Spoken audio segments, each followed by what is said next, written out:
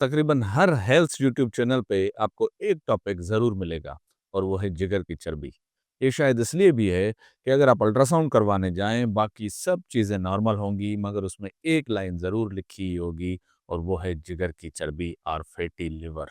तो आइए, आज की वीडियो में हम बात करते हैं कि जिगर की चर्बी असल में है क्या? इस बीमारी में हमारे जिगर के सेल्स में फैट्स या चर्बी आहिस्ता-आहिस्ता से जमा होना शुरू हो जाती है। इस वजह से हमारे जिगर का साइज भी बढ़ जाता है और हमारे जिगर का फंक्शन भी मुतासर होता है। अब ये चर्बी कुछ लोगों में जमा होती है और कुछ लोगों में जमा क्यों नहीं होती, इसके कुछ वजूहात हैं। नंबर 1 पे वजह तो है शराब नोशी का इस्तेमाल, मगर नेफिल्ड में शराब नोशी वाले मरीजों को अलहदा किया गया है। दूसरी वजह जो है वो शुगर है। तीसरी वजह जो है वो हमारा मोटापा या एक्सरसाइज का ना करना भी है। चौथी वजह जो है वो ब्लड प्रेशर है।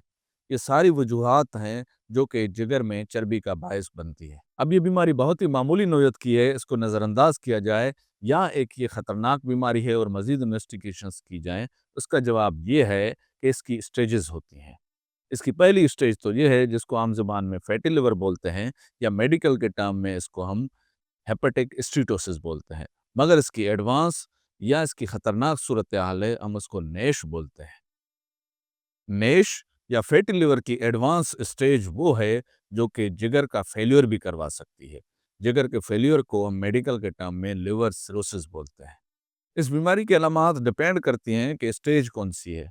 अगर इब्तदाई नौयत की बीमारी है तो अलामात में से जल्दी थक जाना, सुस्ती और काहली का एहसास या जिगर की जगह पे दर्द का महसूस होना आम अलामात हैं। मगर अगर ये एडवांस स्टेज की तरफ चली गई है तो जो जिगर के फेल्योर की अलामात होती हैं वो ज़ाहिर हो सकती हैं। जिगर के फेल्योर के अलामात में खुजली का होना, पाँव का सूज जाना, पेट का सूज जाना, जिगर का बड़ा हो जाना, जॉन्डिस या पीलिया का ज़ाहिर हो जाना, पाँव का लाल होना, ये सारे एडवांस जिगर की बीमारी या जिगर फेल्योर की निशानियां हैं।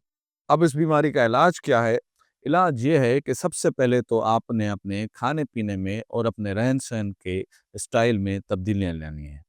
अपने खाने-पीने में आपने ग़िज़ा को मुतवाज़न रखना है और चर्बी और चिकनाई वाली चीज़ों का इस्तेमाल कम से कम कर देना है। अपने वज़न को आपने बढ़ने नहीं देना और आपने एक्सरसाइज़ को अपनी रोज़मर्रा की ज़िंदगी का मामूल बनाना है। दूसरा इलाज ये है कि आपने अपने मेटाबॉलिक हेल्थ को कंट्रोल में रखना है। मैंने आपको पहले ही बताया कि नेफिल्ड की लिंक है मेटाबॉलिक हेल्थ के साथ। तो अगर आपको शुगर है तो शुगर का कंट्रोल करना है। अगर कोलेस्ट्रॉल लेवल या ट्राइग्लिसराइड लेवल बढ़े हुए हैं तो उनको भी किसी न किसी इलाज के ज़रिए से कंट्रोल में रखना है।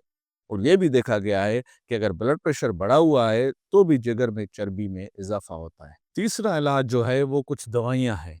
कुछ दवाइयाँ ऐसी हैं जो कि हम शुगर के मरीजों में देते हैं या जिनका वजन बढ़ा हुआ होता है उनमें देते हैं।